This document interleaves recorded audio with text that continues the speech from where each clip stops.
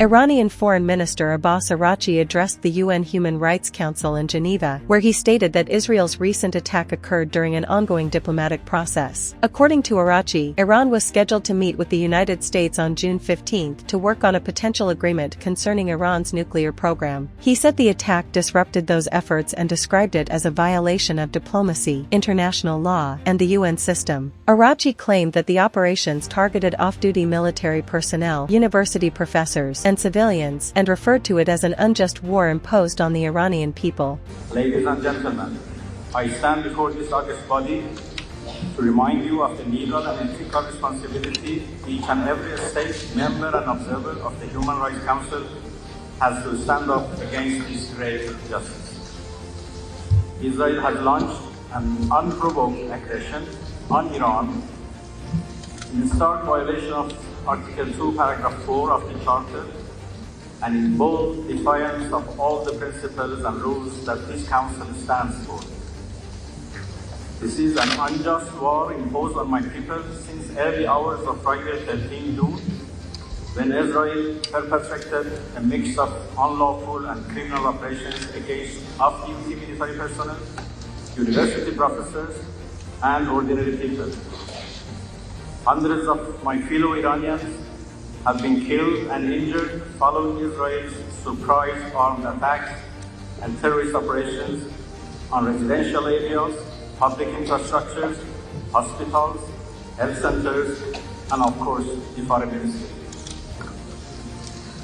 Our peaceful nuclear facilities have also been targeted, despite they being under full monitoring of IAEA, and despite the fact that attacking such facilities are absolutely banned under international law. The Director General of the International Atomic Energy Agency, Rafael Grossi, addressed the UN Security Council and stated that several countries in the region had contacted him with concerns over the situation. He warned that a direct hit on Iran's Bushehr nuclear power plant could result in a significant release of radioactivity. Grossi noted that, as of his statement, no radiation had been detected. Israel's ambassador to the UN, Danny Danon, commented on the diplomatic efforts surrounding Iran's nuclear program. He stated that Israel expects concrete actions rather than another round of talks. Danon said that Israel has seen decades of diplomatic dialogue without effective results, and that the country is looking for efforts that would dismantle Iran's nuclear capabilities. Iran doesn't just want to destroy Israel. It wants to remake the world order. One missile, one terror proxy, one destroyed hospital at a time. So no, we do not apologize for defending ourselves. We do not apologize for striking Iran's nuclear facilities. We do not apologize for neutralizing the threat. Because while some here raise their voices when Israel strikes a ballistic missile site, they fall silent when Iran strikes a surgical wind. Some condemn us for destroying a drone factory, but say nothing when Iran hits a residential building. That is not balance. That is moral collapse. We are doing what this council should have done long ago. We are acting where the international community hesitated. We are stopping a threat that endangered the entire world. Though our homes, our families, and our children are under threat, we will not stop. Not until Iran's nuclear threat is dismantled. Not until its war machine is disarmed. Not until our people and yours are safe. This is not just Israel's fight. It is the world's fight, and if no one else will fight it, we will. Thank you, Madam President.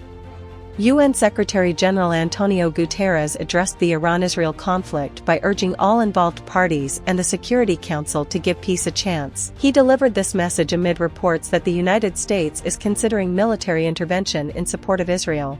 The confrontation between Israel and Iran is escalating rapidly with a terrible toll, killing and injuring civilians, devastating homes, neighborhoods, and civilian infrastructure, and attacking nuclear facilities.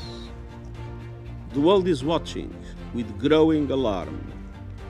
We are not drifting toward crisis, we are racing toward it. We are not witnessing isolated incidents. We are on course to potential chaos.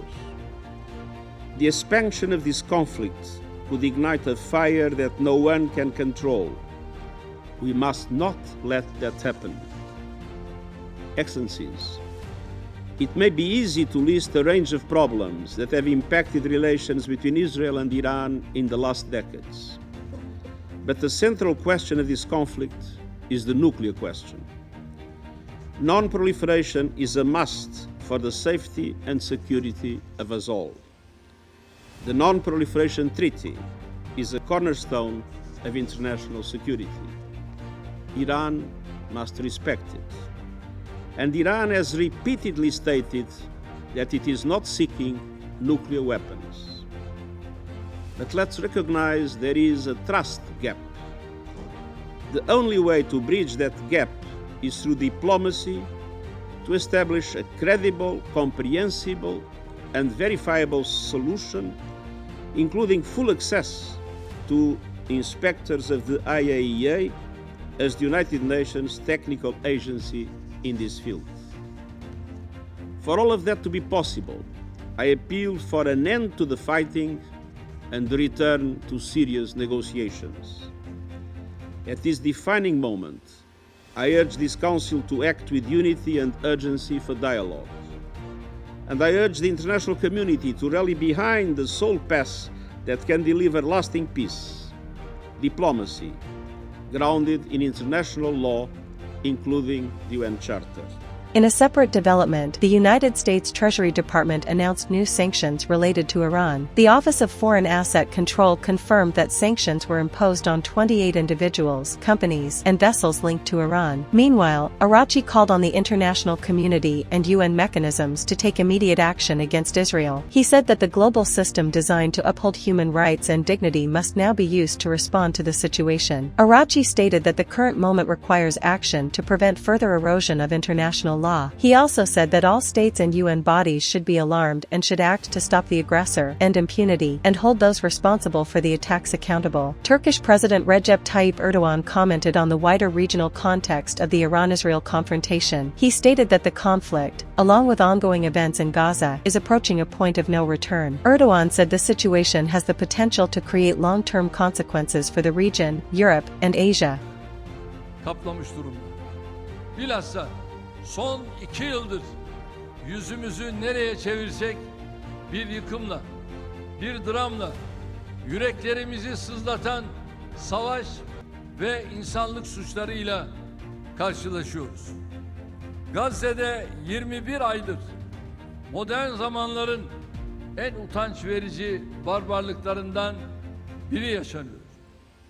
Siyonist İsrail hükümeti tüm dünyanın gözleri önünde ahlaksız ve arsız bir şekilde sivilleri, kadın ve masum çocukları acımasızca katlediyor. %80'i enkaz haline gelen işgal altındaki topraklarda yasa dışı yerleşim ve işgal politikasını hiçbir kural, kaide, norm, ilke tanımadan günden güne yaygınlaştırıyor. Her türlü insani yardım girişine engel olmak suretiyle açlığı bir silah olarak kullanıyor. Gazze'de bir parça ekmek için, bir tas çorba almak için yemek kuyruğuna giren insanlar vahşi bir şekilde hedef alınıyor.